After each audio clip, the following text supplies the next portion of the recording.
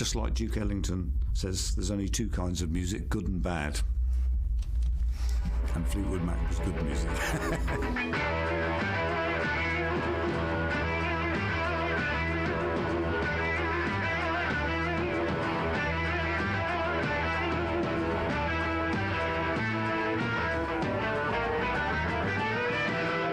Fleetwood Mac have had more dysfunctional people in that band than possibly any other band in rock history. I might not give the answer that you want me to.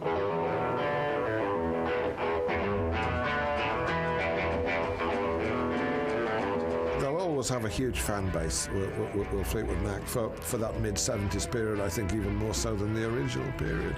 And they'll be able to go out and continue playing live and playing those songs for as long as they want, I'm sure of that.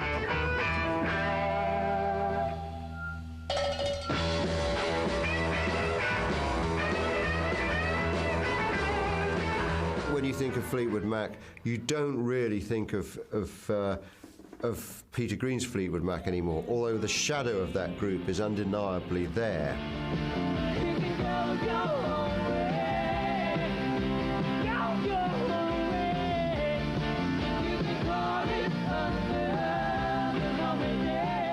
I see them as a succession of groups with the same name, except the rhythm section, which is, I think, probably unique in pop history.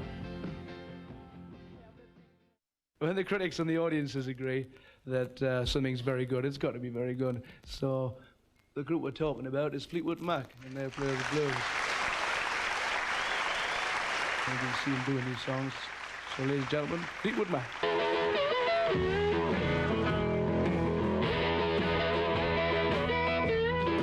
Fleetwood Mac were a guitar-based blues rock band from the start. They formed in 1967. They had, so to speak, graduated from John Mayall's Blues Breakers, which was the #1 school of British blues rockers.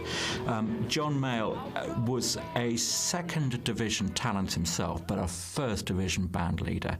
He had great people coming through the ranks. He always taught them something, but they never really stayed because there'd always be an ego clash sooner or later. Is that John Mayall couldn't stand for very long. I think it's fair to say somebody in the band who is obviously more talented than himself. I believe it was Peter Green's birthday, and John Mayall gave him a present of some free studio time. And he used this studio time to cut some blues tracks with McVie on bass and Fleetwood on drums. And they liked what they'd done, so Green decided to leave Mayall and form a group with the other two. McVie at first didn't want to join because he thought that playing with John Mayall was a steadier gig and regular money, and so he declined. But he managed to persuade Fleetwood to come with him because Fleetwood was fed up at the rules and regulations in the Blues Breakers. And I found another guitar player, Jeremy Spencer, and they got a bass player called Bob Brunning. John McVie had a good regular monthly income from John Mayall. Very safe band, nice work, a good band. And he said, no, I'm not quitting. No. So Peter put the ad in desperation because he got these things booked and he needed someone. And so I scoured the ad, saw this advert in the Melody Maker, which was a very famous music publication at the time. And it just said, bass player wanted for Chicago Blues Band. I thought, well, that'll do. So I rang up, went along to the audition, and walked into this little council flat in Richmond and fumbled my way through the audition. Just about managed, because at the end, Peter Green said, yeah, all right, you'll do, you're in. So I was temporary. And I knew that right from the start. He was very straightforward. Said, I want, John McVie. So if you're happy with that situation, then fine.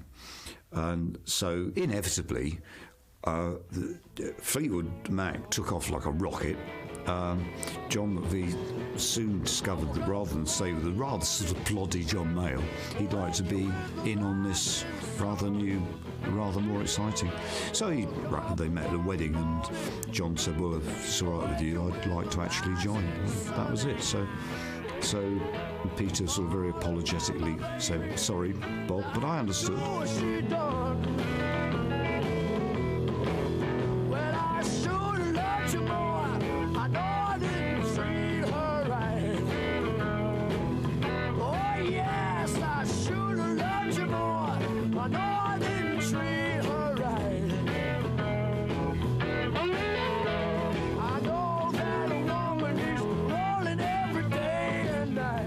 When Fleetwood Mac form, and they obviously they have their name because of Mick Fleetwood, and the Mac is actually an initial enticement for John McVie to join the group, because at first he actually was staying with John Mayall, and they got in this guy Bob Brunning, a friend, to play bass on the first dates, and they debut at the Windsor Jazz Festival in August 1967, but John McVie very quickly comes in, and they're an archetypal English white blues, in quote, group of the time, which means that they play lots of 12-bar blues, lots of Elmore James stuff, lots of Muddy Waters rip-off, and they're really exciting.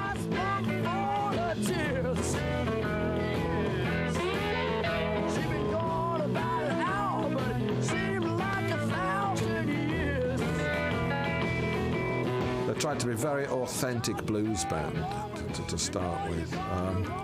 They didn't want to be a blues rock band or a rhythm and blues band. They wanted to be purely a blues band. Green was a very gentle guitar player. He was a very unassuming man and a very fragile guitar player. A lot of guitar players were all over everywhere, you know, trying to show off. He was just the opposite. He knew what to leave out. I think that's the best way of saying it. So he played an absolute minimum for a lead guitarist, but what he played was just spot on perfect. Really tasteful sort of guy. A real buzz had been going around that part of the industry about Peter Green because he was simply so good. And the producer Mike Vernon, a legendary producer in the 60s, still going strong now, it said, well, look, let's try and get a deal with Decca, a very big label in the 60s. But in the end, they decided they had some difficulties in getting a proper deal. So they said, hang it, let's form our own record label, and let's call it Blue Horizon. So Blue Horizon was born, and the first major band was, of course, Fleetwood Mac. After the rhythm section, they were a straight blues rock band. Their first album was cut in 3 days. A couple of tunes are credited to Peter Green, but they're pretty much adaptations of blues tunes. And that album sat in the UK charts for a year in 1968, and they became one of the biggest draws on the live circuit. Jeremy Spencer was the second guitarist, very into the slide blues guitar player Elmore James. Did he have more to offer? Yes. He was an Elvis Presley obsessive. He did a good Elvis impression, which went down very well live. Well, he seemed kind of in a world of his own, because everybody else was going dun dun dun dun, and he was going da da da da da da da da da da da. They were physically, they were a remarkably ill-matched band by virtue of his presence and Mick Fleetwood's. I mean, I was watching on YouTube the other night an old video of the original lineup, and the interesting thing is that Jeremy Spencer is literally the same height as Mick Fleetwood, with Mick Fleetwood seated behind his drums. So he must have been about... I think on those first two albums. The first two records, Fleetwood Mac and Mr. Wonderful, are kind of in a sort of white blues tradition. Relatively undistinguished, actually, although they sold well. They're on the Blue Horizon label, which is sort of significant, which is formed by a guy called Mike Vernon, and it's really it is, as it suggests, it's a blues label. The record came out on Blue Horizon, then CBS later, and it was simply called Peter Green's Fleetwood Mac, because although Peter was very self-effacing, Mike Vernon said, well, let's not go too far. You're a big name, and it's got to be called Peter Green's Fleetwood Mac. And that's famously known as the Dog and Dustbin album, because it's got a picture on the front of Peter Green's girlfriend's dog peeing on a dustbin. Very charming. The best album of the year. And it, not only that, it for a while it was outselling the Beatles and the Stones. It says something worked with it. People did actually buy it.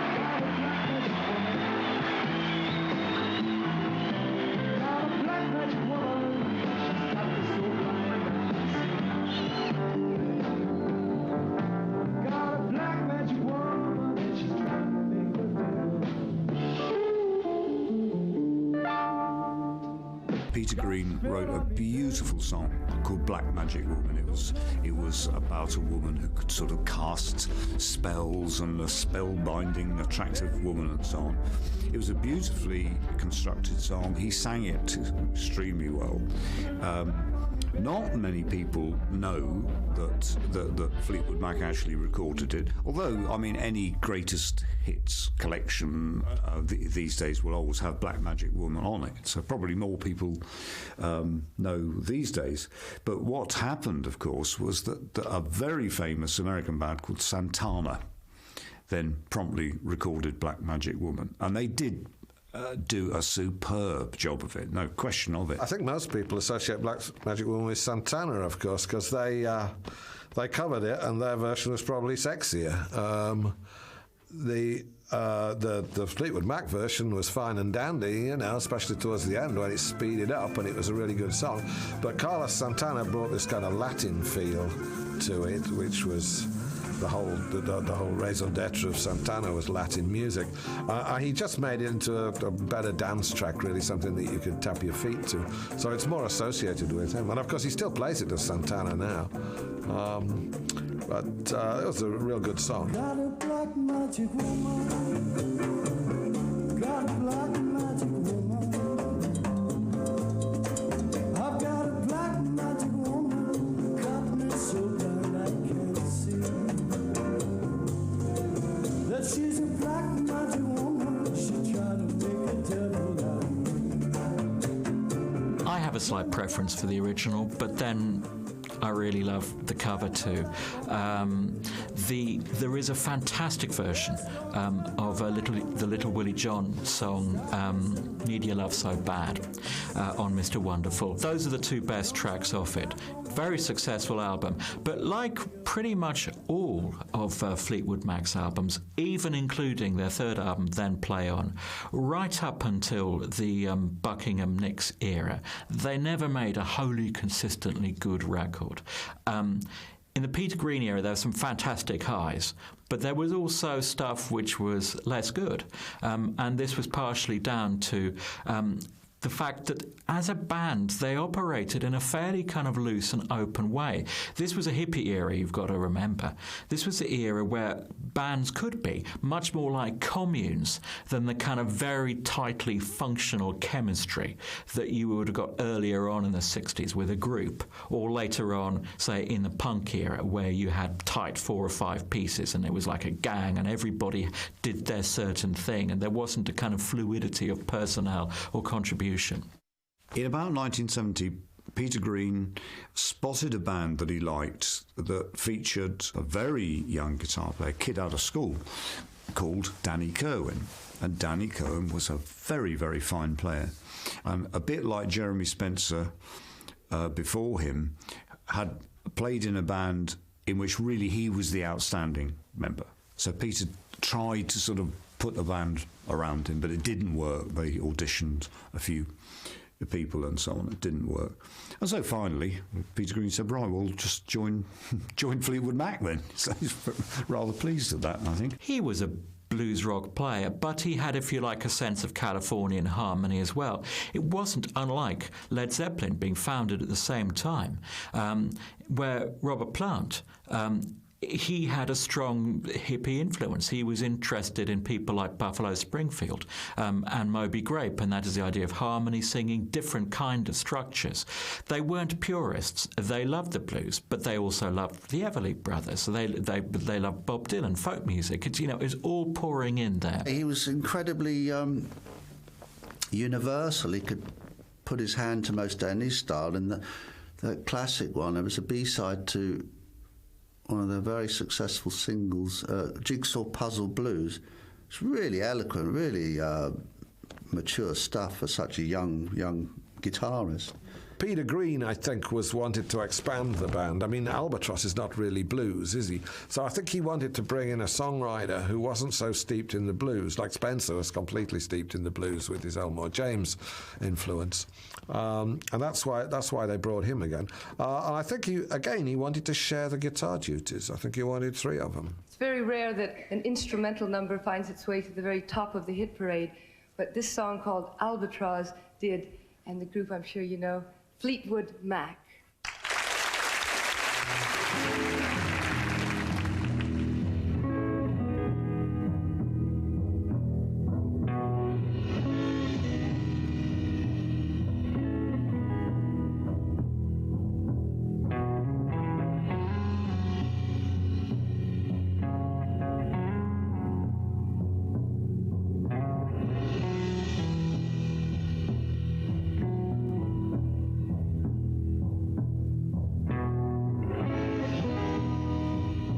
They started working, rehearsing together, and they came up with this curious piece. We now know it's a beautiful piece called Albatross.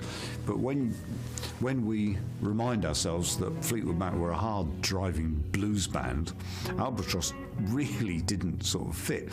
It was like Santo and Johnny meets the Shadows or something.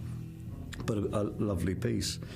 And Mick Fleetwood and John McVie just laughed at it. I said, this is ridiculous, this is going to do nothing for us at all. We'll go along with it, but really. And they bet him, I think, £200 that it wouldn't make the top 50 something. And, OK, I'll take your bet, said Peter.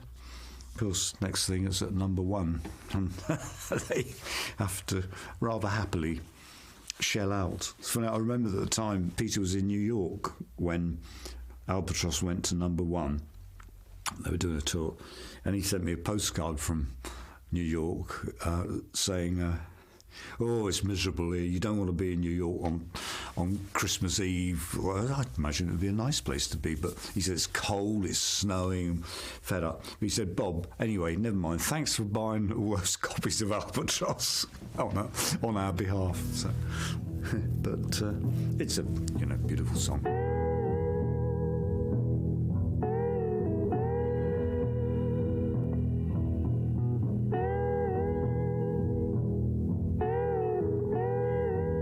Peter Green was always a kind of a mystical guy, and he'd read about the myth of the albatross with ancient sailors, because the myth was that if you killed an albatross, then your ship would be becalmed, and if it was becalmed, you'd run out of drink, so fresh water supplies, and you would all die. And that was the famous albatross. Was it the ancient manager Coleridge, I think, a poet, wrote that? He'd read that, and that's what inspired him to call it Albatross. But it's a beautiful track because of the separation. There's 2 guitars, of course. Green plays the main guitar, but there's the second guitar echoing his phrases in the background on the other channel in your other ear, which is Spencer playing it. It's really beautiful. I'd never get fed up of listening to that song. It is one of the most amazingly soulful, hypnotic, entrancing, beguiling, bewitching records. It's got this fantastic pulse to it. And that's John McVie's bass.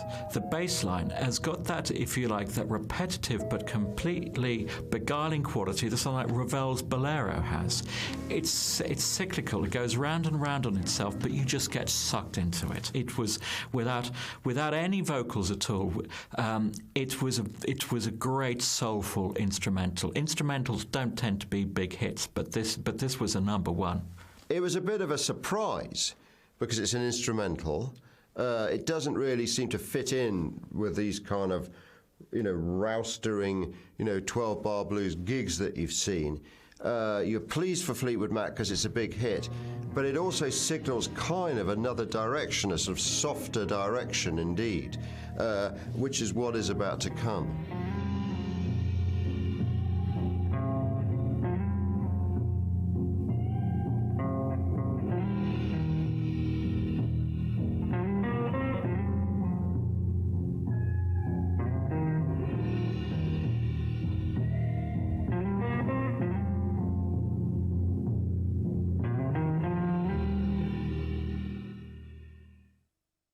Then Play On is...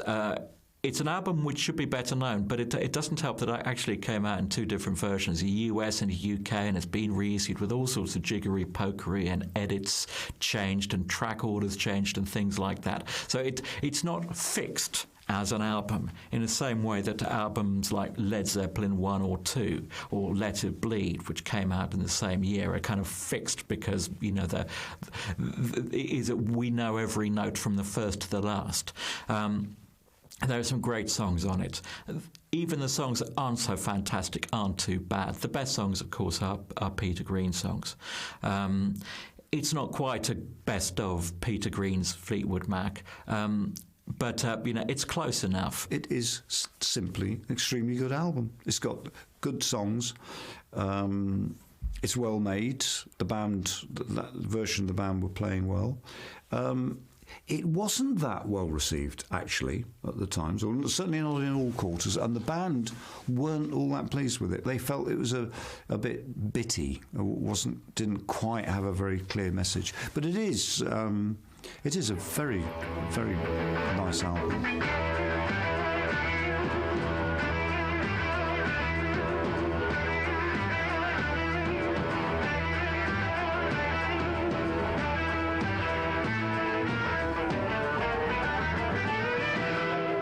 Play On is kind of is a pretty varied album and was a really big album at the time. And you mustn't forget that by this time, this is the end of the 60s, by this time Fleetwood Mac really are the biggest group in Europe. It hasn't really translated to the United States, but they're absolutely huge. And one of the points about Them Play On is it has a very long version. It's about 8 or 9 minutes long of what became a big hit single, which was the tune "Oh Well," which they'd been playing live for some time and continued to play live in further incarnations of Fleetwood Mac till 1997. And it's a kind of sort of half-spoken, it's vaguely bluesish tune, but it's very addictive. Not quite the last, but almost the final great contribution that Peter Green made to the group was "Oh Well," which was in 2 parts. The first part was a fine rock song in itself, but it was the second part, the Spanish guitar part, that to me sounded like the soundtrack to a spaghetti western. You know, it really did. It was a beautiful piece of music to put on a single. That's really unusual for a group, and it just demonstrated what a fantastic guitar player he was. I can't help about the shape I'm in. I can't sing, I ain't pretty, and my legs are thin. But don't ask me what I think of you. I might not give the answer that you want me to.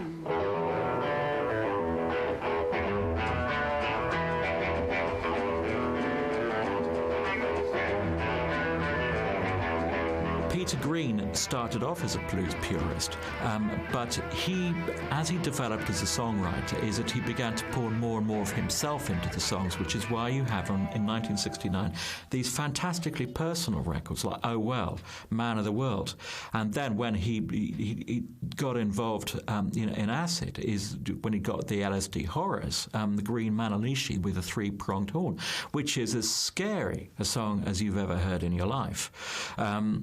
Was that a blues song? Well, you could hear the kind of the blues roots in its structure and some of its kind of, if you like, some of the licks. But it was a rock song in the same way as "Whole Lotta Love" by Led Zeppelin was a rock song, though you could hear the ancestral voices of the blues in there as well. Green Manalishi is a great tune. I mean, it's got it's got fantastic dynamics in it. It's not, in a funny way, it's not that dissimilar to "Oh Well" in this kind of structuring of the song, actually.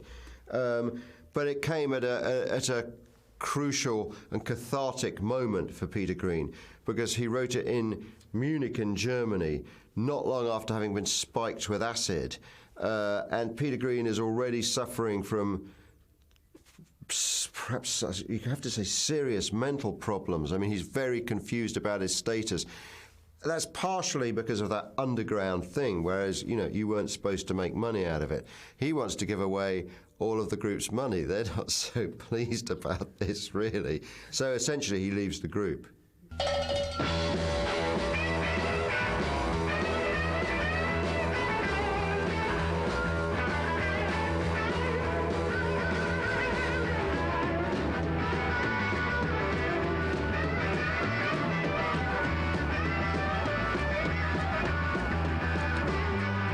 The Then Play On album, I think, is remembered most of all because it was the last contribution that Peter Green made to the group before he became a recluse, more or less. I mean, his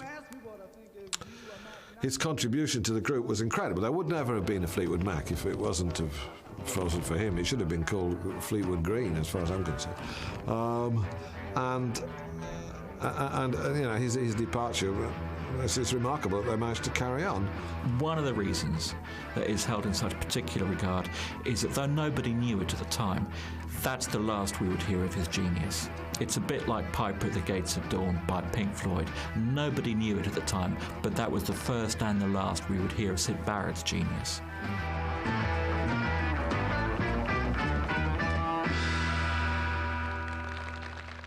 Kiln House, their fourth album, was the first one without Peter Green. Peter Green had been the centre of the band, and so obviously that when the centre drops out, what's going to fill the space? Well, they always had the good old impeccable rhythm section. I mean, if there's a Fleetwood Mac sound, it's actually John McVie and Mick Fleetwood, very much. Kiln House was a sort of pretty album, and it was an attempt to write some interesting, quite melodic and sort of folky songs almost. And once again, it works very well indeed. I can't put my finger on particular tracks that I would say are outstanding for me. But once again, good songs, very well performed. Kiln House is kind of the first record that they make that is in the direction that Danny Kerwin's addition to the group had indicated they might go. It's kind of more soft rock, really. It's kind of veering towards a Californian kind of sound. And in fact, through the next series of records, they're kind of heading more progressively in that direction consistently. They left the blues, right? And they didn't know whether to be a rock band, they didn't know whether to be a blues band, they didn't know whether it would be an R&B band. They hadn't yet got the songwriting that would characterise the later band. The one factor, I think held them together was recruiting Christine Perfect, or Christine McVie as she became. She brought, as far as I could tell anyway, just as an observer from a music writer's point of view, I think she brought a sort of stability to the situation, because the men she was surrounded by were unstable, and it was the characteristic of the group for the men to be fairly unstable. But Christine McVie, whom I met once or twice in that time, she always struck me as being a sensible girl who had her feet planted firmly on the ground. She had a beautiful voice as well, and as it turned out, she was an immensely talented songwriter and a great keyboard player. But that's beside the point. You know, there's probably a lot of this. She brought the stability to the lineup. Christine McVie is a great keyboards player. And also she has a fabulous, really rather sultry voice. It's quite a deep voice actually for a woman. And it adds another element totally, because this is up till then this is a group of blokes, definitely. These are definitely blokes in Fleetwood Mac. And clearly she brings another element to it. It probably softens them in the way that they were already being softened by the addition of Danny Kerwin.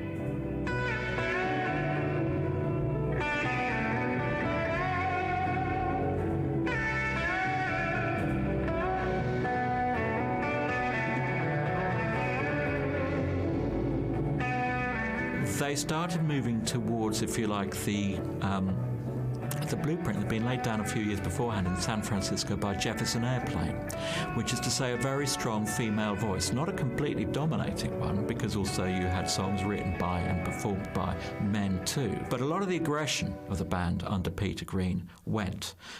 It also ceased to be a band where you waited with breathless anticipation for the guitar solos. So it lost a little bit of its identity. It lost a little bit of what made it special. Jeremy Spencer is like Mr. Rock and Roll in Fleetwood Mac. He does these, he does these rock and roll medleys towards the end of the set. Sometimes he appears on stage with his hair all greased back in a Teddy Boy outfit. So he seems quite an interesting bloke. So it's a bit of a surprise in January 1971, when they've just gone over on an American tour. They're in LA. When he pops out to buy a magazine, he says, and that's it. That's the last they ever see of him. And he, in fact, has been inveigled on his trip to the store, has been inveigled into joining the Children of God, you know, sort of a born-again Christian group, and that's it, man. He's gone. After one of the many dramatic departures of a Fleetwood Mac member, the band got to hear of a very good American guitar player, and as it's transpired, a writer called Bob Welsh, who played in all sorts of bands on the West Coast and was an experienced player. They asked Bob Welsh without having heard a note. They didn't audition him. And it worked. It worked for some years. A talented man, but not a super talent, not a hugely commanding, charismatic personality. Wherever there was a kind of weakness, if there was something flagging on stage, he'd kind of like cover it guitar-wise, vocally. In the studio, perhaps not so much with my input, but like Christine and Mick, who was like the governor, they'd kind of sussed there might be a little sagging in the continuity of an album and say, well, we need something a bit more up to. And Bob would just disappear with his A4, you know, sheet of paper and pen. Come back hours later, a day later, and boom, he'd be there. Very, very good, you know, real trooper.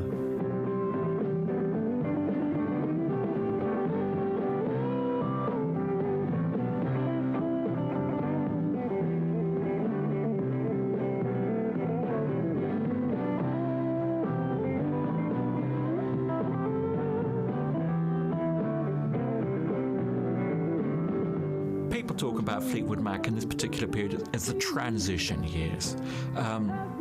That is, they had stopped being a blues rock band, although they still had elements of that because they still had an audience which expected that, and that's because that's what they'd been schooled in.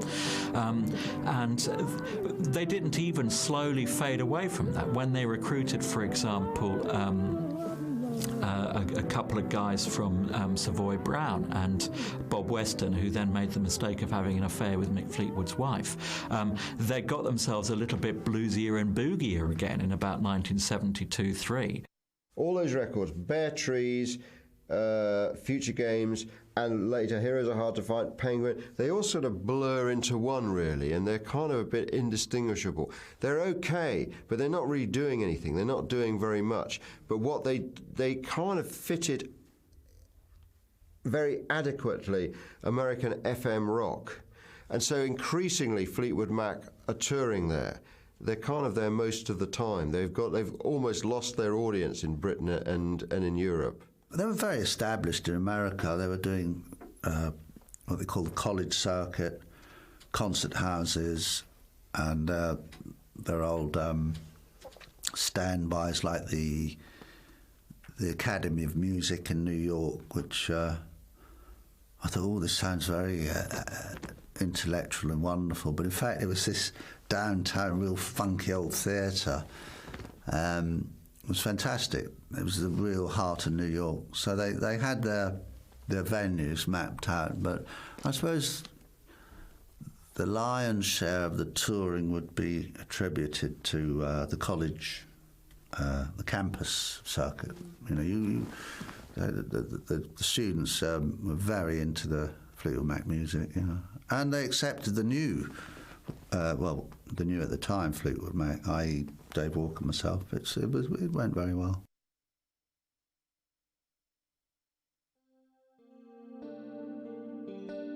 They were starting to get a bit jaded with this continuum because it was tending to go in a circle rather than a progressive line, and I could see the founder members getting a bit like, oof. Down to Heathrow, Mick had his two little kiddies with his wife Jenny, and one was a babe in arms, and they were going over to America on the tour. There was families, you know, it's not just the musicians anymore.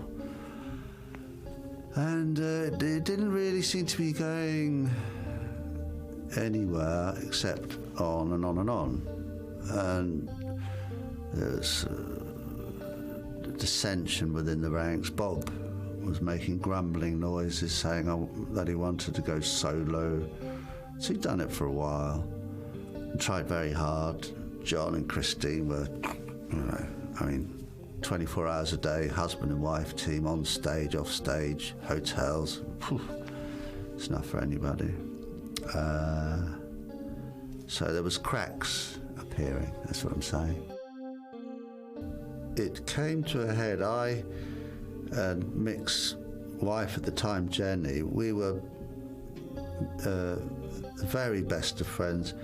It was like at the time it was rather like a spiritual empathy, because if you believe in, from an astrologic point of view, we were born within an hour of each other.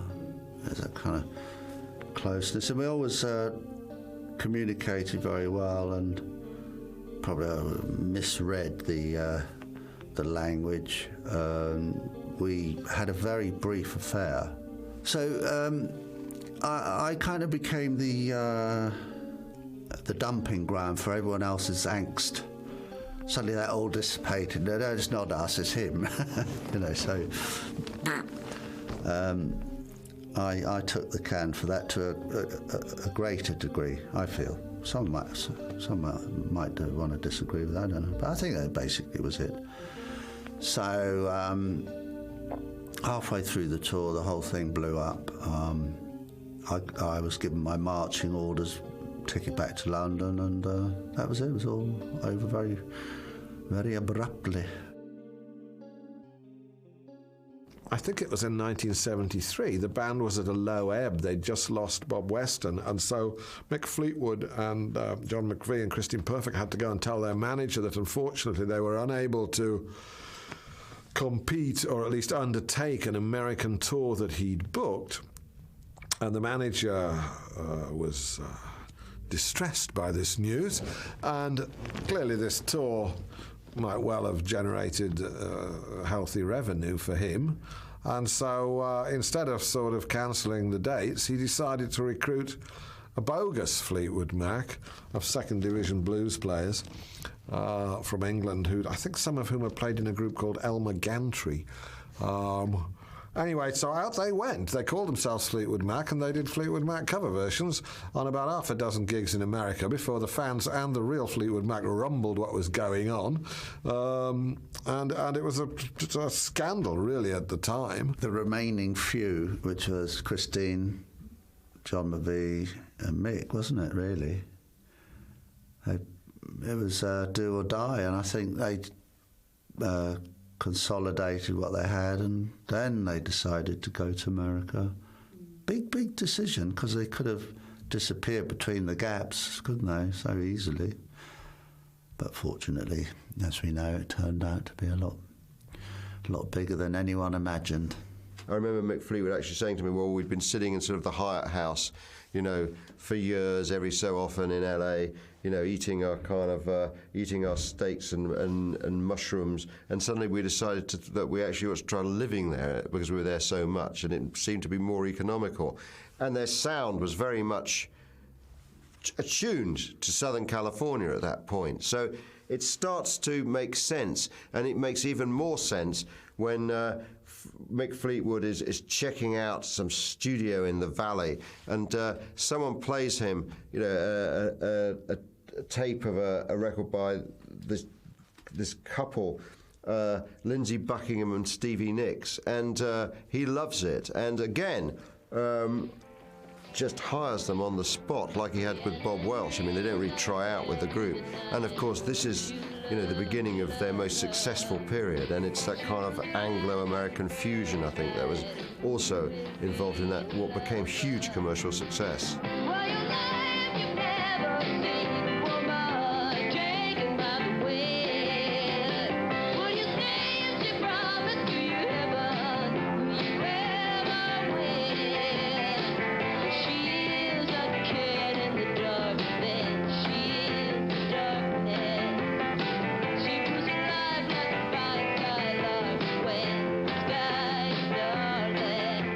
once again, Mick Fleetwood and John McVie had found superb songwriters in the shape of those two. And of course they became absolutely enormous, and they did a couple of things before they did the what's commonly known as the White Album, and once again I'm conscious of repeating myself a bit, but really once again the White Album did very well because it was just so good. Excellent songs written by Stevie and Lindsay. And so that did well, did extremely well in the States, really. That was their first really big selling album in the States. It really sold bucket loads. The album that they put together, called just Fleetwood Mac, some people call it the White Album because it's got a basically white sleeve with a very tall picture of Mick Fleetwood and a very short, chopped off at the knees, John McVie. Was basically the stuff that they'd been writing for Buckingham-Nicks, jammed together with stuff which Christine McVie had been writing for whatever the next Fleetwood Mac album would be. It wasn't actually conceived as a piece of alchemy, but you put those two sets of songs together and it really clicked. That album had completely reinvented Fleetwood Mac. It introduced them to a whole new audience, people who'd never really heard of them before. As far as the 5 million people were concerned who bought that album in the USA, 4,750,000 of them had never bought a Fleetwood Mac record before, had no idea who they were. It was like a fantastic debut record, and all because of this sheer fluke of having run into this bunch in a studio where he was there for a completely different reason and thinking, why not invite them along? We need some singer-songwriters.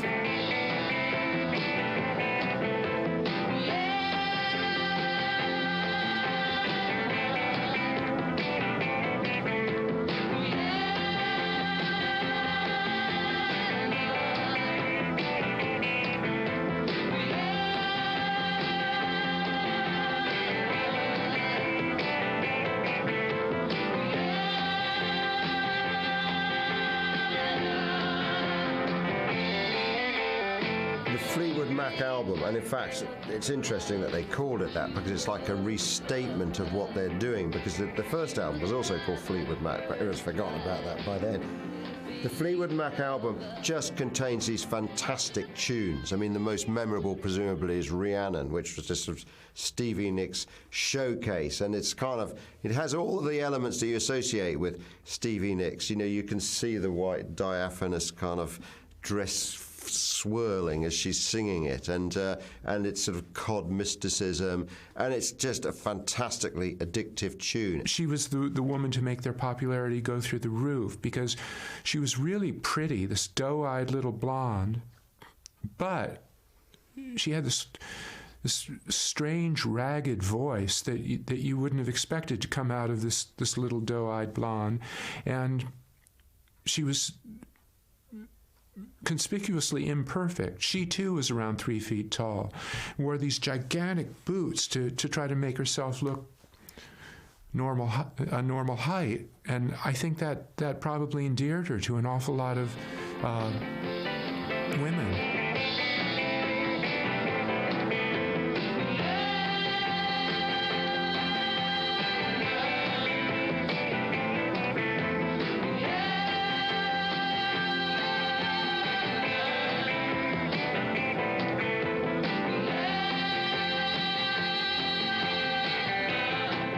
The biggest hit from the White Album was Rhiannon, which was Stevie Nicks' take on some Welsh witch, I believe. But it was a lovely song. There's a great guitar part in it, and of course it gave her a real chance to show off on stage, because during that winding guitar part, or slightly mysterious solo that Buckingham plays, she just twizzled around and danced like some sort of ballerina on stage, which hadn't really been seen before, I don't think. Rhiannon had the real strengths of, it had her peculiar sort of beseeching voice. The voice had a real personality. This is something which Buckingham-Nicks brought into the band, a real strong songwriting personality, which again is brought out the personality of Christine Perfect, or as she had been, Christine McVie then, is that she started writing even stronger songs because there was a little bit of competition. There's something to bounce off. There was these guys, Buckingham-Nicks, were really good harmony singers. If you've got good harmony singers in a band, that means you can actually enrich the harmonies of your own songs. They'd got the perfect sound by now. It was like they'd honed down all those other records that they'd been making earlier in the 70s to the quintessence of what it was. And it sounded perfect on FM radio in America. It really worked. And it was an American success that drove that incarnation of Fleetwood Mac.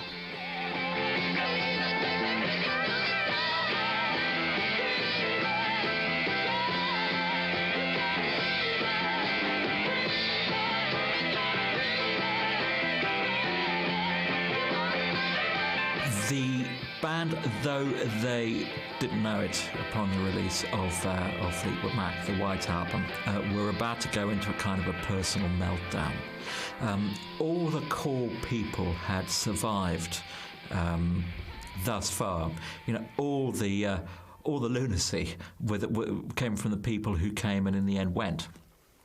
But with the growing success of the White Album, which they toured and toured and toured, they put more and more pressure on themselves because they weren't getting a break from themselves at all. Is that they were on the road all the time, the sales were climbing, they thought, finally, this is it, we've cracked it. And so absolutely, at the moment when they should be thinking about relaxing, is that the tensions became too much.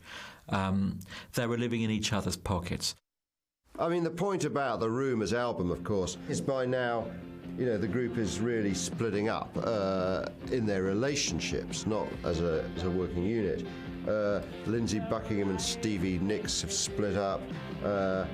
John McVie and Christine McVie are splitting up.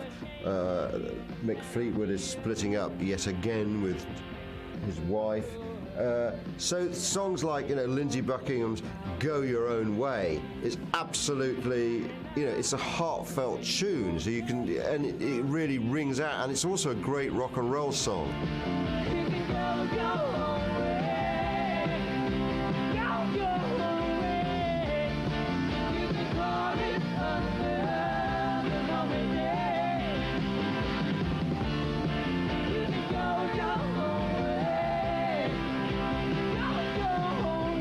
The best song I always thought was "Go Your Own Way."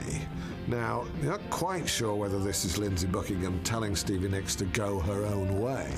It may well have been, because he'd realised then that their relationship was on the skids. It's about what was happening with the band, is that they're saying goodbye to each other in terms of the romantic, the marital relationships. They're giving each other permission to move on. But God, it hurt doing so. Hence the song "Go Your Own Way." It's a song which anybody who's, you know, been around the block romantically a couple of times can identify with straight away. You know, this is the very essence of adult-oriented rock. It ain't about teen love anymore, because teens aren't like that. When you break up with somebody when you're 16, you don't really say "go your own way." You're not feeling like that. But when you're 25 or 30, that's what you are feeling. And those were the people with lots of money to spend on albums, and they were the millions who bought Rumours.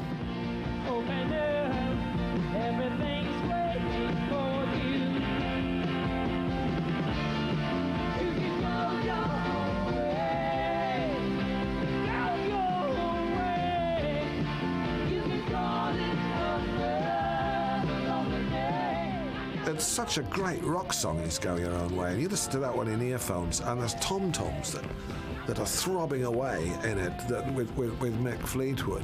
And it's one of those rock songs, it's got one of those lovely one-note guitar solos, you know, he's playing like one or two notes, so he just gets louder and louder and louder, but it's very simple to play. But it's the rhythm section behind it that makes it so good. And it builds, and it builds until at the end of it, everyone's crashing in, go your own way, and the harmonies are coming at you. Just a fantastic song. I loved that song when it first came out. I listened to it on earphones 1,000 times.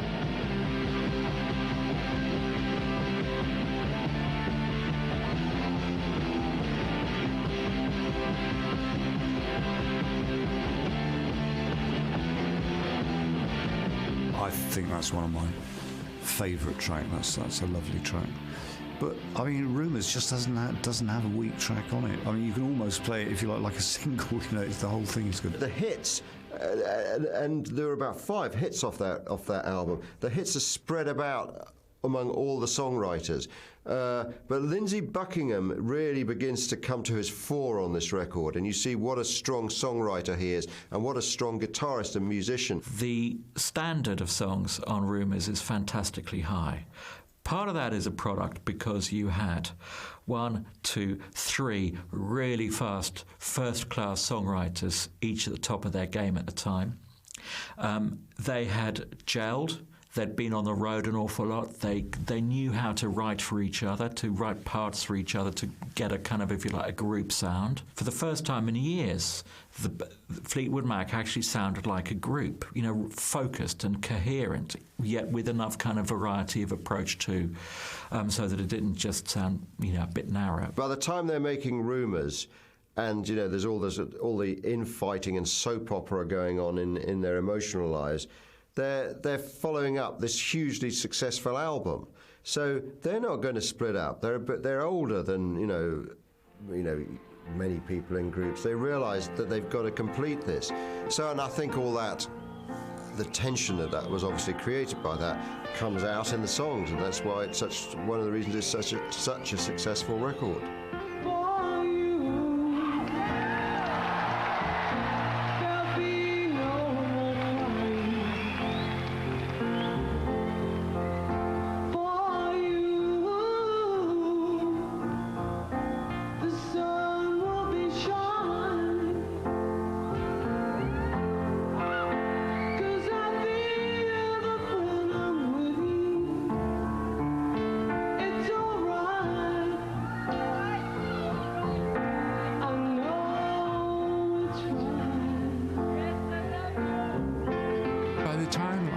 I saw that version of the band. I think they'd reached the stage where they arrived in separate limousines and had separate handlers walk them to separate entrances of the stage, and then they would come on, and if they were lucky, they might look at one another. You know, intense animosity, because even more than most bands who come to detest one another, many of them had been married to many others. So, I mean, that just ups the ante. And the songbirds are singing like they know the score. And I love you, I love you, I love you like never before. As a group, really, Fleetwood Mac are kind of a soap opera at this point. I mean, the intersquabbling is fascinating to the world. Everyone's aware of what's going on in the private lives of these people. But the English members seem a little bit bemused by the whole thing, as a matter of fact, and they're tucked away, living in LA, living a very comfortable lifestyle, but not that they get to enjoy it that much, because they're on the road all the time. They work really, really hard, and it's very hard for them to follow up Rumours. Tusk, the follow-up album, a double album, takes a couple of years to make. Rumours was so big, it had turned them into an institution. Whatever Fleetwood Mac did then, you know, like Pink Floyd or Led Zeppelin or Paul McCartney or the Rolling Stones or whatever, they were right at the top of the pantheon. Is that they would always sell records thereafter in their millions, because the fan base was then so huge and their quality control on the whole was just about good enough that they would never make a complete turkey. And indeed, in the 30 years since Rumours, that's been the case.